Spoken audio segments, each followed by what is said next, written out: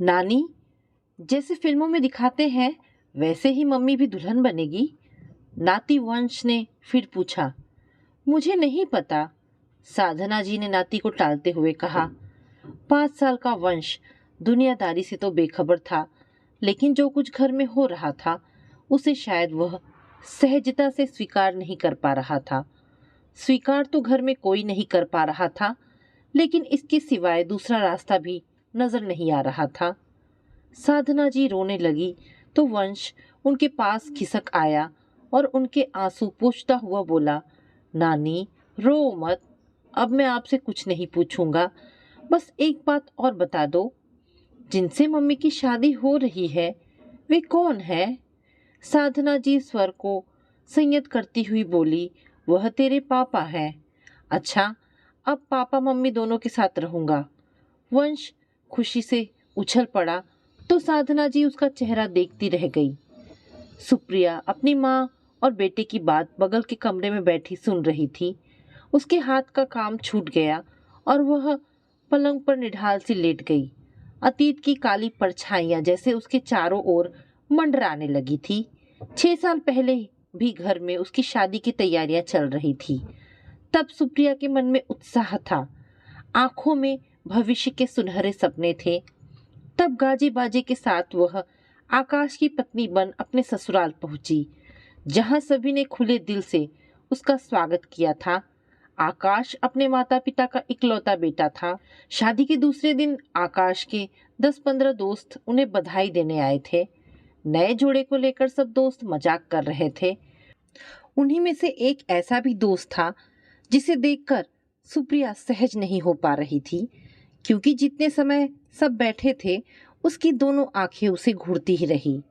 आकाश, मुझे तो तुझसे जलन हो रही है, सबके बीच अमर बोला। तो इतनी सुंदर बीवी जो लेकर आया है, अब मेरे किस्मत में जाने कौन है।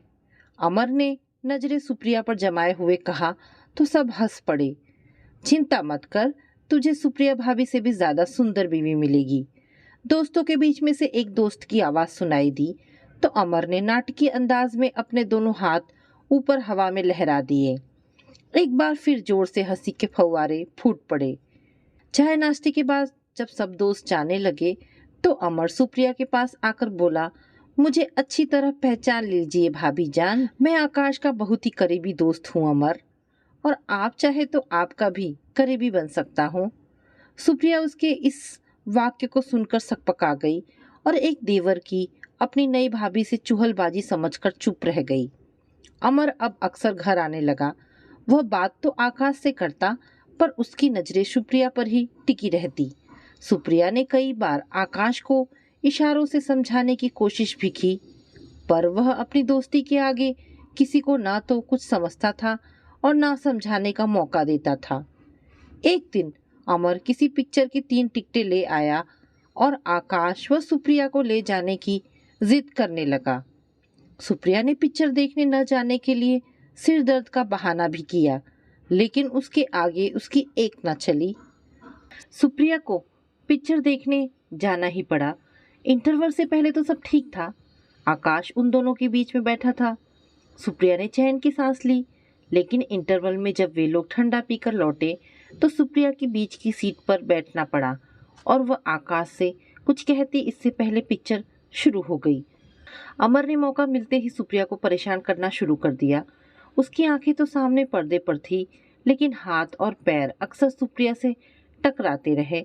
सुप्रिया ने जब उसे घूर कर देखा तो वह अनजान बना पिक्चर देखने लगा। किसी तरह पिक्चर देखकर वह घर पहुंची तो उसने मन में निश्चय किया कि आज की घटना वह आकाश से नहीं बल्कि अपनी सासू माँ को बताएगी। अगले दिन आकाश के जाने के बाद सुप्रिया अपनी बात कहने के लिए सास के पास गई, पर वहां कमरे में सामान फैला देख वह बोली, मम्मी जी, आप कहीं जा रही हैं क्या?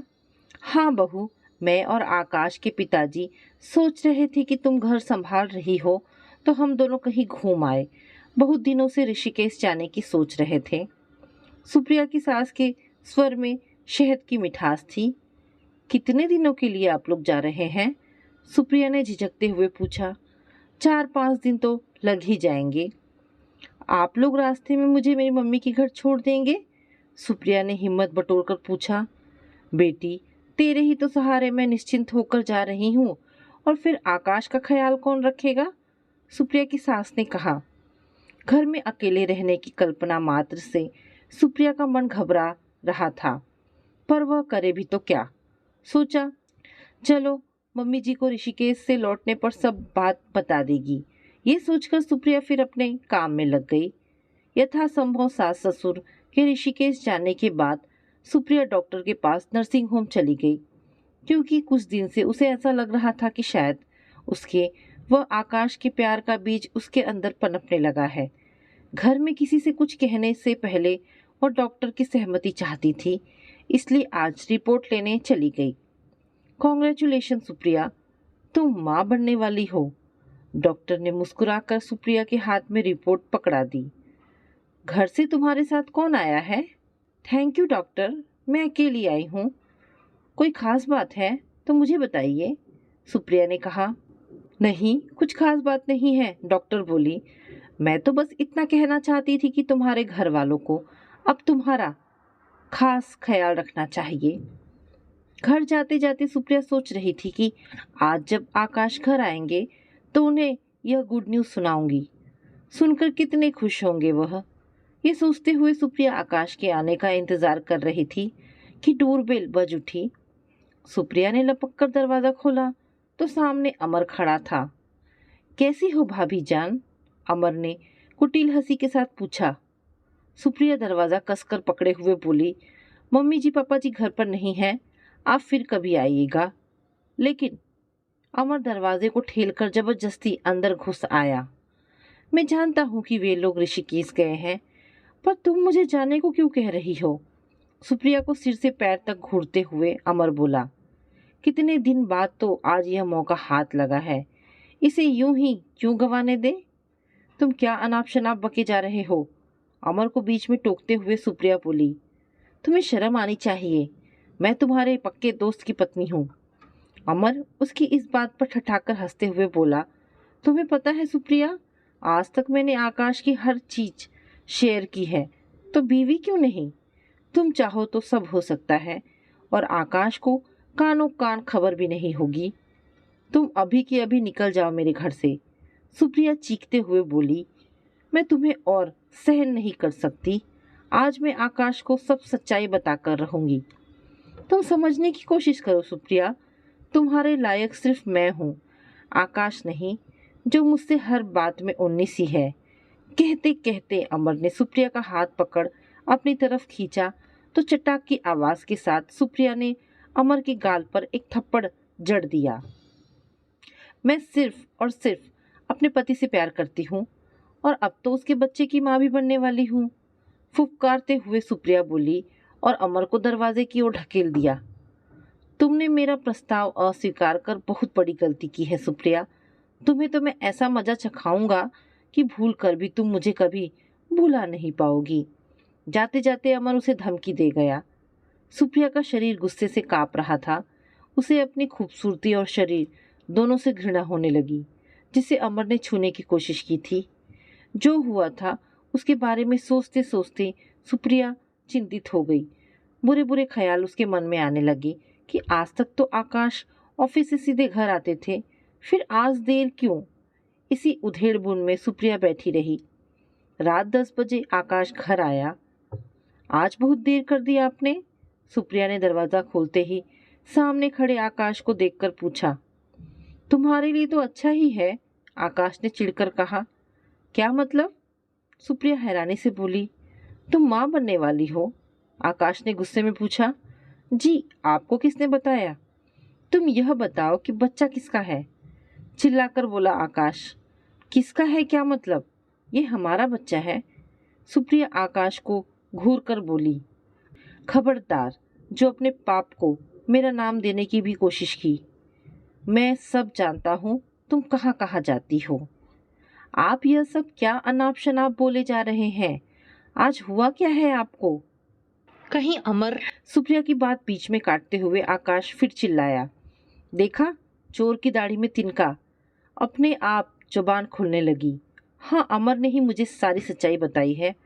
उसी ने तुम्हें हमेशा किसी गैर मर्द के साथ देखा है और आज तुमने अमर के सामने सच्चाई स्वीकार की थी। और अमर ने मुझे यह भी बताया कि तुम अपने आशिक के बच्चे की माँ बनने वाली हो, जिसे तुम मेरा नाम दोगी। बस बस कीजिए आप। इतना भरोसा है अपने दोस्त पर और अपनी बीवी पर जरा सा भी नहीं। क्या आप जानते हैं अमर की हकीकत को? जबकि असलियत ये है कि उसने मुझे हमेशा गंदी नज़रों से देखा और आज उसने मेरे साथ जबरदस्ती करने की कोशिश भी की। सुप्रिया अपनी बात अभी कह भी नहीं पाई थी कि आकाश का करारा थप्पड़ सुप्रिया के गाल पर पड़ा और कमरे में सन्नाटा छा गया। देखा, जब अपना मैला दामन दूसरों को दिखने लगेगा तो तुमने दूसरों पर कीचड़ उछाड़ना शुरू कर दिया। हाँ, मुझे अमर पर भरोसा है, तुम पर नहीं। तुम्हें यहाँ आए 6 महीने भी नहीं हुए और अमर के साथ मैंने 5 सालों से कहीं ज़्यादा समय बिताया है। अब जब तुम्हारी असलियत जाहिर हो चुकी है तो मैं तुम्हें बर्दाश्त नहीं कर सकता। मैं कल सुबह तुम्हें तुम्हारे घर छोड़कर आऊँगा और तलाक लूँगा। इतना कहकर आकाश अपने कमरे में जाने को मुड़ा तो सुप्रिया उसे खींचकर अपने सामने खड़ा कर गरजते हुए बोली, मैं नहीं जानती कि अमर ने क्या झूठी कहानी आपको सुनाई है। अब मैं भी आपके साथ नहीं रहना चाहूँगी, लेकिन मैं इतना आपको बता दूं कि विज्ञान ने बहुत तरक्की कर ली है। मैं चाहूँ तो आपको सबूत दे सकती हूँ कि मेरी पेट में आपका बच्चा है, पर उससे कोई फायदा नहीं है, क्योंकि उस सबूत को अमर फिर झूठा बता सकता है। रात भर सुप्रिया सो न सकी। सुबह होते ही वह उठी और अपना सामान लेकर मायके चल दी। आकाश को पता भी न चला। मायके में माँ पापा को अपनी आप बीती सुनाकर सुप्रिया ने ठंडी सांस ली। पापा गुस्से से तमतमा उठे। आकाश की यह मजाल कि मेरी फूल सी नाजुक और गंगा सी पवित्र बेटी पर लांछन लगाता है। मैं उस नवाबजादे को छोड़ूंगा नहीं। अब शांत रहिए और कुछ वक्त बीतने दीजिए। शायद आकाश को खुद अपनी भूल का एहसास हो जाए, अन्यथा हम दोनों इसके ससुराल चलेंगे। माँ ने पापा को शांत करते हुए कहा। लेकिन वहाँ से ना कोई आया, न ही उन्होंने सुप्रिया के मम्मी पापा से कोई बात की, बल्कि उनकी पहल को ठुकराते हुए आकाश ने तलाक के कागज सुप्रिया को भिजवाए तो पत्थर सी बनी सुप्रिया ने ये सोचकर चुपचाप कागजों पर सिग्नेचर कर दिए कि जहाँ एक बार बात बिगड़ गई वहाँ दोबारा सम्मान और प्यार पाने की आशा नहीं की जा सकती। धीरे धीरे समय बीतता गया। वंश का जन्म हो गया। सुप्रिया ने कई बार जॉब करने की जिद की, पर पापा ने हमेशा ये कहकर मना कर दिया कि तुम अपना बच्चा संभालो, मैं अभी इतना कमाता हूँ कि तुम्हारा भरण पोषण कर सकूं। एक दिन पापा सुप्रिया को समझाते हुए बोले, बेटी, जिंदगी बहुत बड़ी होती है, मैं सोचता हूँ कि तेरा विवाह कहीं और कर दूं। पापा, शादी विवाह से मेरा भरोसा उठ चुका है, सुप्रिया बोली। अब तो वंश के सहारे मैं पूरा जीवन काट लूंगी। बेटी, आज तो हम हैं, लेकिन कल जब हम नहीं रहेंगे तब तुम किसके सहारे रहोगी? पापा ने समझाया। क्या मैं अपना सहारा स्वयं नहीं बन सकती? मैं क्यों दूसरों में अपना सहारा ढूंढने के लिए कदम आगे बढ़ाऊं और फिर गिरूं? पांचों उंगलियां एक समान नहीं होती, पापा समझाते हुए बोले। जीते जी तुम्हारा सुखी संसार देखने की बहुत इच्छा है, वरना मरकर भी मुझे चैन नहीं मिलेगा। क्या मेरी इतनी सी इच्छा तुम पूरी नहीं करोगी? पापा के इस कातर स्वर से सुप्रिया पिघल गई, पर दृढ़ स्वर में बोली, ठीक है पापा, मैं शादी करूंगी, पर उस इंसान से जो मुझे वंश के साथ अपनाएगा। सुनकर पापा थोड़ा विचलित हुए, पर प्रत्यक्ष में बोले, ठीक है, जिनसे तुम्हारी विवाह की बात चल रही है उनसे मैं तुम्हारी बातें कह दूंगा, पर वंश को हम विवाह के कुछ वक्त बाद भेजेंगे। सुप्रिया बेटी, तुम तैयार नहीं हुई? साधना जी ने कमरे में प्रवेश करते हुए कहा तो सुप्रिया अपनी यादों से वापस लौट आई। बेटी की भीगी भीगी आंख देख साधना जी का मन भी भीग उठा। कोर्ट में रजिस्ट्रार के सामने अर्जुन और सुप्रिया दोनों ने सिग्नेचर किए। अर्जुन के चेहरे पर परिपक्वता थी, फिर भी चेहरे की गरिमा अलग थी। उनका व्यक्तित्व विशिष्ट था।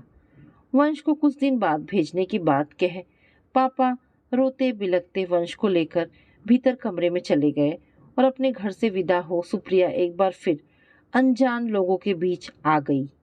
अर्जुन की दोनों बेटियां जिया और राशि गुड़ियों जैसी थी।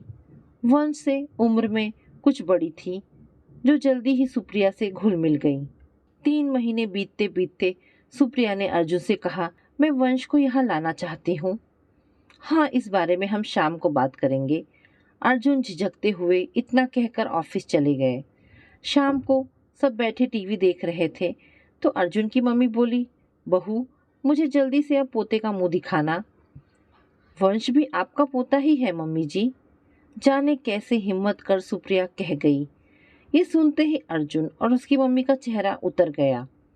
एक पल बाद ही अर्जुन की मम्मी बोली, लेकिन मैं अपने पोते, अपने खून की बात कर रही थी बहू। क्या मैं जिया और राशि को अपना नहीं मानती? तो फिर वंश को अपनाने में आपको क्या प्रॉब्लम है? सुप्रिया विनम्रता से बोली, बहू, मैंने तो शुरू में ही तुम्हारे पापा को मना कर दिया था कि वंश को हम नहीं अपनाएंगे। अर्जुन की मम्मी ने कहा तो सुप्रिया ये सुनकर अवाक रह गई। चलिए, मैं मान लेती हूँ कि आपने पापा से ये बात कही होगी जो उन्होंने मुझे नहीं बताई, पर मैं अपने बच्चे के बिना नहीं रह सकती। सुप्रिया ने कहा, देखो बहू, मैं इस बारे में सोच भी लेती, पर अब जिंदा मक्खी निगल तो नहीं सकती ना। मुझे सच्चाई का पता चल चुका है। मैं वंश को नहीं अपना सकती, जाने किसका गंदा खून है। मम्मी जी, सुप्रिया ने चिल्लाकर उनकी बात बीच में काट दी। आपको मेरे या वंश के बारे में ऐसी बातें कहने का कोई अधिकार नहीं है। तुम क्या अधिकार दोगी और अपने बारे में क्या सफाई दोगी? अर्जुन की मम्मी तल्ख शब्दों में बोली, तुम्हारे बारे में हमें सब कुछ पता है। मैं सब जानकर भी खामोश हो गई कि चलो, इंसान से गलती हो जाती है और वंश कौन सा मेरे घर आएगा, पर अब तुम्हारी यह जिद नहीं चलेगी। मम्मी जी, ये मेरी जिद नहीं, मेरा अधिकार है, मेरे माँ होने का अधिकार है। सुप्रिया भी उसी तरह तल्ख लहजे में बोली, वंश आकाश का ही बेटा है और कौन किसका बेटा है यह एक माँ ही जानती है, और मैं नहीं चाहती कि हमारी भूल की सजा मेरा बेटा भुगते। वो यहाँ जरूर आएगा और मेरे साथ ही रहेगा। सुप्रिया का यह फैसला सुनकर अर्जुन की मम्मी गरज उठी, इस घर में वंश नहीं आएगा, और अगर वंश इस घर में आएगा तो मैं इस घर में नहीं रहूंगी। आप इस घर से क्यों जाएंगी? ये आपका घर है, आप शौक से रहिए। इस घर के लिए अभी मैं अजनबियों सी हूँ, मैं ही चली जाऊंगी। पहले भी मेरी भावनाओं के साथ खिलवाड़ हुआ था, आज फिर हो रहा है। पहले अमर खिलाड़ी था और आज आप हैं, जो स्वयं एक माँ है। क्या आप अपने बच्चों से दूर रह सकती हैं? सुप्रिया अर्जुन की माँ का सामना करते हुए बोली, पहली शादी टूट चुकी है, दूसरी हुई है तो निभाह ले मूर्ख, वरना दुनिया थू थू करेगी। अर्जुन की मम्मी ने कटाक्ष किया। मैंने आज तक अर्जुन से या आपसे ये नहीं पूछा कि इनकी पहली पत्नी ने इन्हें क्यों तलाक दे दिया था, पर अब सोच सकती हूँ कि अर्जुन के तलाक में भी आपका ही हाथ रहा होगा। माँ और पत्नी के बीच बढ़ती तकरार को देखकर अर्जुन माँ को उनके कमरे में ले गए और सुप्रिया पैर पटकती हुई अपने कमरे में लौट आई। सुप्रिया को लगा कि एक बार फिर उसे ससुराल की दहलीज लांघनी होगी, पर इस बार वह अपने पैरों पर खड़ी हो अपना सहारा स्वयं बनेगी। पापा ने झूठ बोल उसका संसार बसाना चाहा, पर वंश की कीमत देकर वह पापा की इच्छा पूरी नहीं कर पाएगी। उसकी आंखें नम हो आई, उसे अपनी किस्मत पर रोना आ गया। तभी अर्जुन कमरे में प्रवेश करते हुए बोले, क्या सोच रही हो सुप्रिया? शायद घर वापस जाने की सोच रही हो। जी, छोटा सा जवाब देकर सुप्रिया फिर खामोश हो गई। मैंने तुमसे जाने को नहीं कहा। अर्जुन ने कहा तो सुप्रिया रुखाई से बोली, लेकिन आपने अपनी मम्मी का या मेरी बातों का कोई विरोध भी तो नहीं किया। क्या आप राशि और जिया के बिना रह सकते हैं? इतना कहते कहते सुप्रिया रो पड़ी। ठीक है, हम जाएंगे और अपने बेटे वंश को लेकर आएंगे। अर्जुन की बात सुन सहसा सुप्रिया को यकीन नहीं हुआ। वह चकित सी अर्जुन को देख रही थी तो अर्जुन हंस पड़े। लेकिन आपकी माँ? सुप्रिया ने शंका जाहिर की।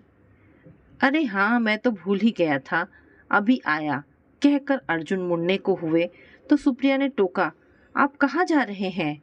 अपनी मम्मी को घर से निकालने अर्जुन ने हंसकर कहा। जी? किसी बच्चे की तरह चौंक कर सुप्रिया फिर बोली। जी। अरे भाई, उन्होंने ही तो अभी कहा था कि इस घर में या तो वंश रहेगा या वो रहेंगी।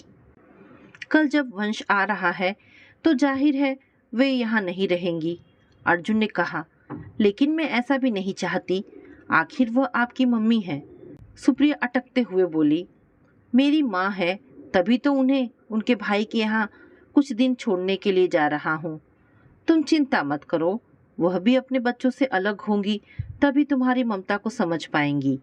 धीरे धीरे सब ठीक हो जाएगा, कहकर अर्जुन बाहर निकल अपनी मम्मी के कमरे की ओर मुड़ गए। सुख दुख के मिले जुले भाव ले वह अर्जुन और उनकी मम्मी की उठती आवाज़ों को सुनती रही। बहस का अंत अर्जुन के पक्ष में आते आते सुप्रिया का मस्तक अर्जुन के लिए श्रद्धा से झुक गया। तो दोस्तों, ये कहानी यहाँ पर समाप्त होती है। आशा करती हूँ कहानी आपको पसंद आई होगी। अगर कहानी पसंद आई है तो प्लीज़ इसे लाइक एंड शेयर करें। दोस्तों, ऐसी ढेरों पारिवारिक और शिक्षाप्रद कहानी सुनने के लिए हमारे चैनल को प्लीज़ सब्सक्राइब करें। धन्यवाद दोस्तों।